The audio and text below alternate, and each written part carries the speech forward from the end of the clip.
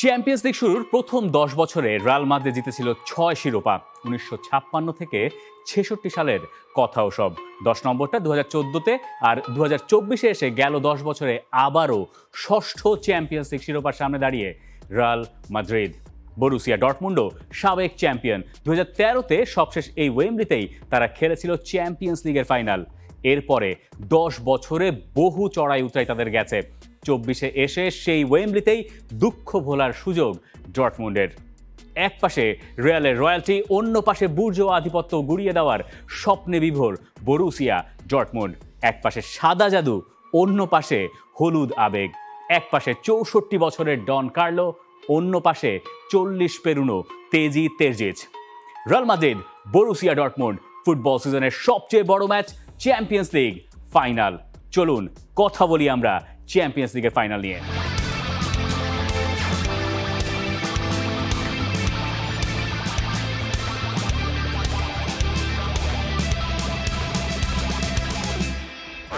এই ফাইনাল ম্যাচের পরিষ্কার ফেভারিট রিয়াল মাদ্রিদই, এবং রিয়াল মাদ্রিদ এখনো পর্যন্ত চ্যাম্পিয়ন্স লিগে জার্মানির ৩টা দলকেই হারিয়েছে। এই ডর্টমুন্ড হচ্ছে তাদের জন্য চতুর্থ প্রতিপক্ষ।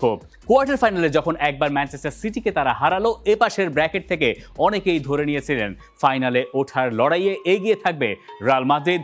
শেষ পর্যন্ত হলোও তাই। আর এই জার্মানির প্রতিপক্ষের এগেন্সে যে ৬টা ম্যাচ রিয়াল মাদ্রিদ খেলেছে, সেখানে ৬টার ভেতরে ৪টা ম্যাচেই তারা জিতেছে ১ গোলের ব্যবধানে। বোঝাই যাচ্ছে বেশ টাইট ম্যাচ তাদেরকে খেলতে হয়েছে।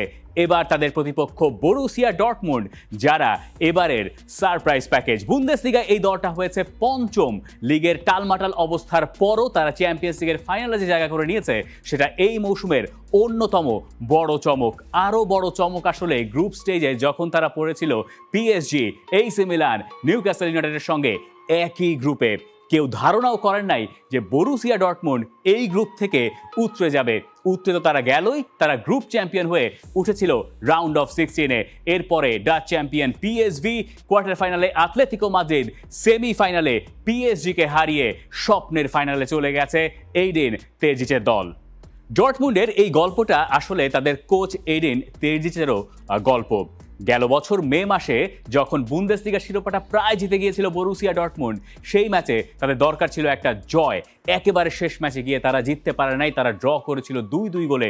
এবং এরপর এই তেরজিচ, যার বয়স ৪১, তিনি বরুসিয়া ডর্টমুন্ডের বিখ্যাত সেই ইয়েলো ওয়ালের সামনে দাঁড়িয়ে একা কেঁদেছিলেন অনেকক্ষণ। ওই ছবিটা ইতিহাস হয়ে গেছে।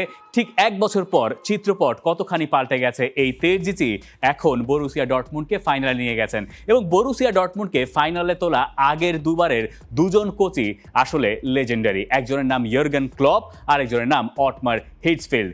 অর্থাৎ বোঝাই যাচ্ছে যে এই তেরজিচ, তিনিও আসলে কিংবদন্তি হওয়ার পথেই আছেন যদি তিনি চ্যাম্পিয়ন্স লিগের শিরোপাটা জিততে পারেন। মহা কঠিন কাজ তার প্রতিপক্ষ রিয়াল মাদ্রিদ, চ্যাম্পিয়ন্স লিগের ইতিহাসের সবচেয়ে সফল দল। দলটার প্রতি তার শ্রদ্ধা আছে, কিন্তু তার আলাদা একটা ফুটবল দর্শনও আছে।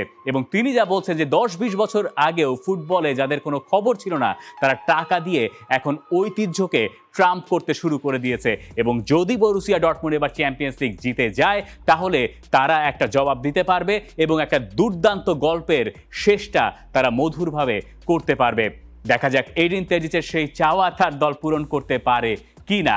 তাদেরকে কিন্তু সবাই আন্ডারস্টিমেট করেছে, এবং এই আন্ডারস্টিমেটিংটা তাদের জন্য আসলে আশীর্বাদ হয়ে এসেছে বলে আমি মনে করি। এবং তাদেরকে এই আন্ডারস্টিমেটিংটা সাহায্য করেছে তাদের ভিতরে টিম বিলিফ এবং টিম গেমটা খেলতে এবং টিম হিসাবে নিজেদেরকে গ্রো করতে।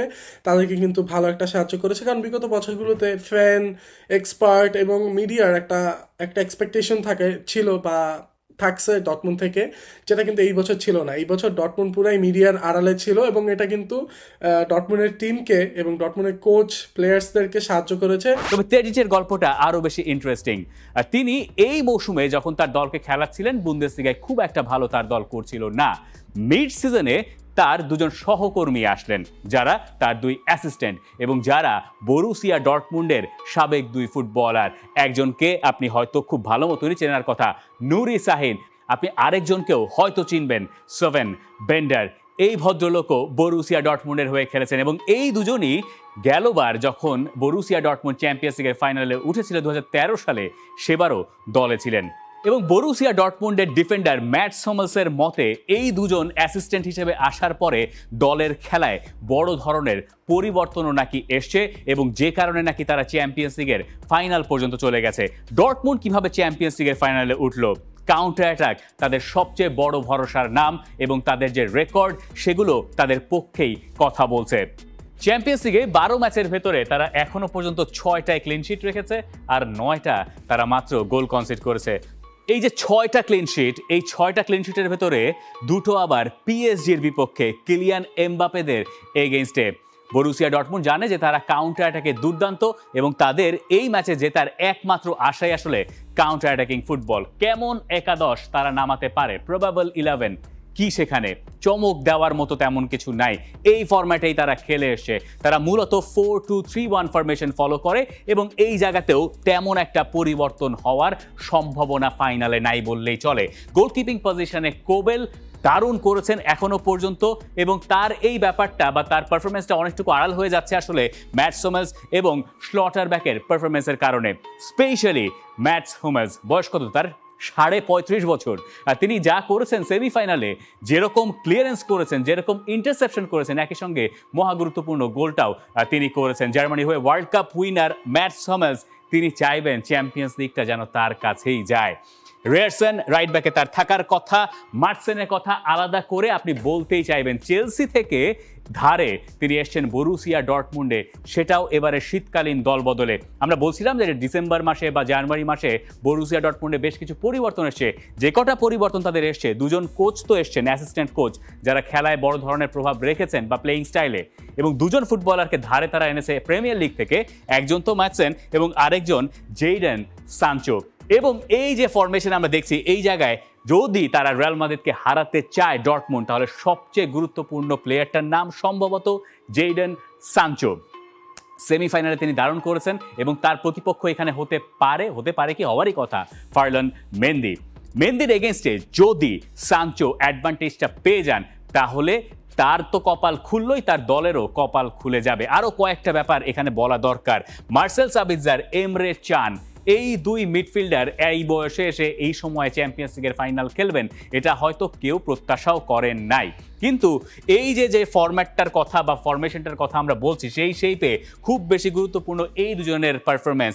স্পেশালি এমরে চান, তিনি যে কাজটা করেন সেন্টার ব্যাকদের মাঝখানে গিয়ে বল ডিস্ট্রিবিউটের কাজটা, মানে ক্লাসিক নাম্বার 6-এর কাজটা করার চেষ্টা করেন। কিন্তু এখানে তার খুব বড় ধরনের একটা চ্যালেঞ্জ, যখন তার দিকে রিয়াল মাদ্রিদের ফরওয়ার্ডে যদি ধেয়ে আসেন, এমরে চান আসলে সেখানে কতখানি হ্যান্ডেল করতে পারবেন। মার্সেল সাবিৎজার নিজেকে যেন নতুন করে আবিষ্কার করেছেন এই বরুসিয়া ডর্টমুন্ডে এসে। জুলিয়ান ব্রান্ড নাম্বার 10-এর রোলটায় তিনি খেলেন এবং তাকে খুব বেশি দরকার হবে বরুসিয়া ডর্টমুন্ডের বেশ কিছু জায়গায়। ফরওয়ার্ড পাসের ক্ষেত্রে তো একটা আছে, কিন্তু বেশিরভাগ ক্ষেত্রে যে কাজটা ডর্টমুন্ড করে সেটা হচ্ছে এই যে সেন্টার ব্যাকরা, ইনফ্যাক্ট লেফট ব্যাক বা রাইট ব্যাক, ফুল ব্যাকরা, তারা আসলে লং বল ডেলিভার করেন কার জন্যে? ফুলকোর্গের জন্য। এবং ফুলকোর্গের সবচেয়ে বড় অ্যাডভান্টেজ হচ্ছে তিনি ফিজিক্যালি বেশ স্ট্রং, অ্যান্টোনিও রুডিগারকে টেক্কা দিতে পারেন টাইপ স্ট্রং। এবং ফুলক্রুগ তিনিও জার্মান, অ্যান্টোনিও রুডিগারও জার্মান। এইখানে একটা মজার ব্যাটল আমরা দেখতে যাচ্ছি। Long ball, direct attack, Real মাদ্রিদের ডিফেন্সের পেছনের জায়গাটা কাজে লাগানো, এই হচ্ছে বরুসিয়া ডর্টমুন্ডের টোটকা হতে পারে। এটা যেমন আমরা বুঝি, এটা রিয়াল মাদ্রিদের না বোঝার কোনো কারণ নাই, সবাই জানে। যখনই প্রয়োজন হয়েছে কাউন্টার অ্যাটাকিং এ ডর্টমুন্ড গেম শিফট করেছে, তখনই কিন্তু তাদের উইঙ্গার্সরা বা লেফট ব্যাকসরা একটা প্লেয়ারকে কিন্তু তারা মাঠের অপর সাইডে খুঁজে পেয়েছে এবং এই সেম ফরমেশন এবং সেম ট্যাকটিক্স নিয়েই কিন্তু ডর্টমুন্ড রিয়াল মাদ্রিদের সাথে মাঠে নামবে। তারা রিয়াল মাদ্রিদকে খেলতে দিবে এবং তারা চেষ্টা করবে রিয়াল মাদ্রিদকে তাদের ঘরে এনে, মানে তাদের সাইডে এনে একটা কাউন্টার অ্যাটাকের সিচুয়েশন তৈরি করার। তারা কাউন্টার অ্যাটাকে অত্যন্ত ভালো একটা দল এবং একেবারে শূন্য থেকে গোল বের করে আনাটা এই ধরনের কাপ টুর্নামেন্টে বিশেষ করে যে দলগুলো অনেক দূর আগায়, এই ক্ষমতাটা থাকাটা সেই দলগুলোর জন্য অনেকটাই গুরুত্বপূর্ণ হয়ে দাঁড়ায়। আমরা কিন্তু কোয়ার্টার ফাইনালে এবং সেমিফাইনালে দেখেছি যে ডর্টমুন্ডের সেই সক্ষমতাটাও রয়েছে যে হঠাৎ করে against the run of play goal বের করে আনাটা। ফাইনাল সবার কথা আলাদা করে না বললে সেটা অন্যরকম হয়ে যায়। আদিয়ামি যে কাজটা করেন, তিনি প্রচুর পরিমাণ মাঠে দৌড়ে বেড়ান এবং তার ওই ওয়ার্কটেটটা খুব বেশি জরুরি এই দলটার জন্য।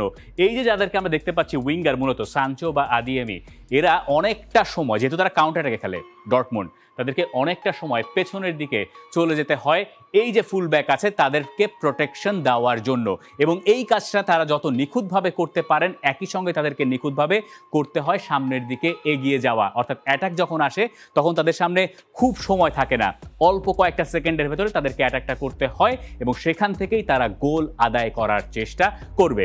তো ডর্টমুন্ড নিয়ে এত কথা, তাহলে রিয়াল মাদ্রিদের কি হবে? রিয়াল মাদ্রিদের প্রবাবল 11ও আপনি কম বেশি আসলে জানেন যে রিয়াল মাদ্রিদের প্রবাবল 11 কেমন হতে পারে। একটা প্রশ্ন এখানে থাকতে পারে যে গোলকিপার কে হবেন। আমরা বোধহয় সেই প্রশ্নের জবাব চ্যাম্পিয়ন্স লিগের ফাইনালের আগের দিন মোটামুটি পেয়ে গেছি।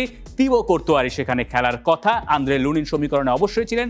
চ্যাম্পিয়ন্স লিগের ফাইনালে তিনি খেলারই কথা ছিল, পুরো টুর্নামেন্ট জুড়ে ভালো করেছেন, কিন্তু কোর্তোয়া ফিট হয়ে গেছেন আর লুনিন আসলে জ্বরে ভুগছেন এবং প্রপার প্রিপারেশনটা তার সম্ভবত হয় নাই বলেই আমরা জানি। ফার্লান মেন্দি, নাচো, রুডিগার, কারভাহাল, যেহেতু অরেলিয়ান শুয়েমেনি নাই তাই এই জায়গায় সেন্টার ব্যাকে নাচো ফার্নান্দেজেরই খেলার কথা অ্যান্টোনিও রুডিগারের সঙ্গে। Camavinga, Kroos, Valverde, Bellingham, Vinicius, Rodrygo. আপনি জানেন রিয়াল মাদ্রিদ কি করে খেলে, এই নিয়ে খুব বেশি কথা বলার কি আছে।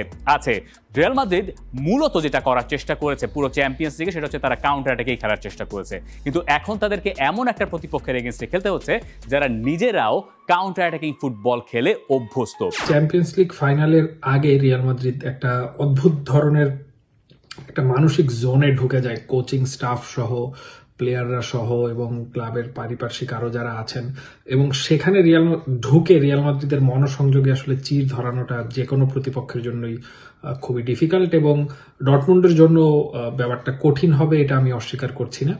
রিয়াল মাদ্রিদ বড় ম্যাচের অভিজ্ঞতা তাদের যতটুকু রয়েছে সেটা কাজে লাগানোর সর্বোচ্চ চেষ্টা করবে। প্রশ্নটা সেখানে এসে যাবে, যখন রিয়াল মাদ্রিদের পায়ে বল থাকবে আর বরুসিয়া ডর্টমুন্ড যদি ডিফেন্সে অনেক বেশি মনোযোগী হয়ে যায় তাহলে রিয়াল মাদ্রিদ সেখানে ব্রেক করতে পারছে কিনা। ব্রেক করতে হলে আপনার কাকে দরকার?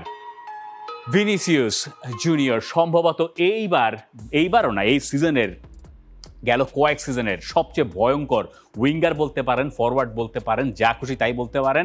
তার জাস্ট স্ট্যাটগুলো দেখেন, এই সিজনে তিনি 38টা ম্যাচ খেলেছেন, 23 গোল করেছেন, 11টা অ্যাসিস্ট আছে। চ্যাম্পিয়ন্স লিগের ম্যাচেই তার আছে 9টা ম্যাচে 5টা গোল 5টা অ্যাসিস্ট, অর্থাৎ বোঝাই যাচ্ছে ভিনিসিয়াস জুনিয়র এই ফাইনালে আরও একবার নায়ক বনে যেতে পারেন, যেমনটা তিনি বনে গিয়েছিলেন আগের বার যখন রিয়াল মাদ্রিদ চ্যাম্পিয়ন্স লিগের ফাইনালে উঠেছিল, লিভারপুলের এগেনস্টে খেলেছিল। কয়েকটা ব্যাপার অবশ্য রিয়াল মাদ্রিদকে একটু খেয়াল রাখতে হবে, তাতে আমাদের আরও একবার ওই ফরমেশনেই ফেরত যেতে হচ্ছে। ক্রুজ কতক্ষণ খেলবেন আমরা জানি না, আমাদেরকে অতীত বলছে বা এই সিজনের যা অবস্থা সেটা বলছে যে ক্রুজ হয়তো 60-70 মিনিটসের পর তাকে সাব করতে হবে। ওই সময় স্কোর লাইন কী থাকবে সেটাও আমরা জানি না। যদি স্কোর লাইন 0-0 থাকে, লুকা মদ্রিচ নামবেন হয়তো তার জায়গায়। লুকা মদ্রিচ এই ফাইনালে যদি ওই অবস্থা থাকে, বড় একটা পারফরমেন্স হয়তো করার চেষ্টা করবেন এবং সম্ভবত করেও ফেলবেন যদি রিয়াল মাদ্রিদকে জেতাতে হয় বা জিততে হয়। আমরা প্রায় সময় হয়তো ভালভার্দেকে ভুলে যাই, কিন্তু এই যে ক্রুজের কথা আমরা বলছি যে এই 34 বছর বয়সে এসেও ক্রুজ একই কাজ করে যাচ্ছেন, কিন্তু ক্রুজ কিন্তু আগের মতো খুব বেশি মুভ করেন না, তাকে আপনি পিচের সব জায়গায় দেখবেনও না। তো কে এই জায়গাটা কভার করেন? এই ভদ্রলোক ভালভার্দে, যিনি অনেক সময় আড়ালে থেকে যান। সাইড বেঞ্চের শক্তির কথা যদি আপনি হিসাব করেন তাহলে আপনাকে তবুও রিয়াল মাদ্রিদকে এগিয়ে রাখতে হবে। রিয়াল মাদ্রিদের এই সিস্টেমটা এত বেশি ফ্লুইড, এই দলটা এত রকম ফরমেশনে খেলতে পারে, এত রকম পরিস্থিতি সামাল দিতে পারে, তারপরে রিয়াল মাদ্রিদকে ফেভারিট না ধরার কোনো সুযোগ বা কারণ কোনোটাই নাই। কার্লো আনচেলত্তির কথা চিন্তা করেন, যিনি হয়তো এই প্রবাবল 11টাই নামাবেন। ভদ্রলোক 9 নম্বর চ্যাম্পিয়ন্স লিগের ফাইনাল খেলতে তো নামছেন না, মানে দাঁড়াতে নামছেন, খেলতেও নামছেন অবশ্য। নিজে প্লেয়ার হিসেবে 3টা চ্যাম্পিয়ন্স লিগের ফাইনাল খেলেছেন এবং এটা কোচ হিসেবে তার 6 নম্বর ফাইনাল, অর্থাৎ সব মিলিয়ে 9টা ফাইনাল। এই 9টা ফাইনাল খেলা রেকর্ড বা 9টা ফাইনাল কোচ হিসেবে, প্লেয়ার হিসেবে সবকিছু মিলিয়ে এরকম রেকর্ড, অনন্য রেকর্ড পৃথিবীতে খুব কম মানুষেরই আছে। সেই কার্লো আনচেলত্তি বলছেন যে এগুলো তার ক্রেডিট না, এই ক্রেডিট পুরোটাই তার দলের ফুটবলারদের।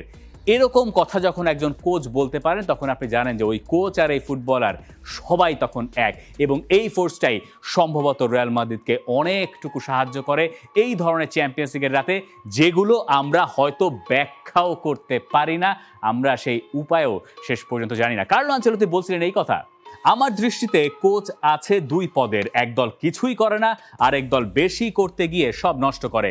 আমি প্রথম দলে। এই খেলা ফুটবলারদের, আপনি তাদের একটা উপায় বাতলে দিতে পারেন, ওদেরকে বোঝাতে পারেন, কিন্তু দিন শেষে তাদের মান আর তাদের কমিটমেন্টই ব্যবধান গড়ে দেয়। চ্যাম্পিয়ন্স লিগের এই ফাইনালে গল্প আছে আরও কয়েক পরত। টনি ক্রুস শেষবারের মতো রিয়াল মাদ্রিদের জার্সিতে মাঠে নামবেন, সে কারণে রিয়াল মাদ্রিদ সমর্থকেরা আরেকটু বেশি আগ্রহ নিয়ে বোধহয় ম্যাচটা দেখবেন। আর মার্কো রয়েস, তার সম্ভবত কোনো হেটার নাই, জীবনে কখনো বড় কোনো টুর্নামেন্ট তার জেতা হয় নাই, এটা ডর্টমুন্ডের জার্সিতে তার শেষ ম্যাচ। বহু ফুটবলার চলে গেছেন ডর্টমুন্ড থেকে, ডর্টমুন্ডের যা রীতি আর কি, কিন্তু কখনোই মার্কো রয়েস তাদেরকে ছেড়ে যান নাই। আর টনি ক্রুস, এই যে আমরা শুরু করেছিলাম না যে 10 বছরে 6টা শিরোপা হতে যাচ্ছে রিয়াল মাদ্রিদের, এই 6টা শিরোপার বেশিরভাগটাতে অন্যতম বড় অবদান যার, তার নাম হচ্ছে টনি ক্রুস। এই ভদ্রলোকই রিয়াল মাদ্রিদকে ডিকটেট করেছেন দিনের পর দিন, তিনি আসলে রিয়াল মাদ্রিদের খেলার পেস সব সময় কন্ট্রোল করেছেন। হয়তো শিরোনামটা কাটতে পারলেন একেবারে শেষ মৌসুমে এসে, শেষ ম্যাচ যখন তিনি খেলতে নামবেন তখন তিনি সেটা জিততেই চাইবেন। একটা মজার ব্যাপার হয়তো ঘটবে, যখন টনি ক্রুস মাঠ ছাড়বেন সেই মুহূর্তে হয়তো মার্কো রয়েসকে মাঠে নামানোর চিন্তাভাবনা বরুসিয়া ডর্টমুন্ডের কোচ করবেন, সেটা অবশ্যই ম্যাচের পরিস্থিতির ওপরে নির্ভরশীল। জুড বেলিংহাম খেলবেন তার সাবেক ক্লাব বরুসিয়া ডর্টমুন্ডের বিপক্ষে, যে ক্লাবে তিনি গেলবারও ছিলেন, এবং আমরা শুরুতে যেমন বলছিলাম যে তেরজিচ কাঁদছিলেন সমর্থকদের সামনে দাঁড়িয়ে, সেদিন ওই মাঠে উপস্থিত ছিলেন জুড বেলিংহামও। নানান রকম গল্প, নানান সমীকরণ আর কথা বলার নানান উপকরণ, কথা বললে যেন শেষ হবে না। তবুও আপনার কাছে জানতে চাই এই ম্যাচের প্রেডিকশন। চ্যাম্পিয়ন্স লিগের ফাইনাল, এর চেয়ে বড় ম্যাচ আর হয় না। For more updates, subscribe to our YouTube channel and click on the bell icon. Follow us on Facebook and Instagram. Download T-Sports app to enjoy exciting games and highlights. Visit tsports.com.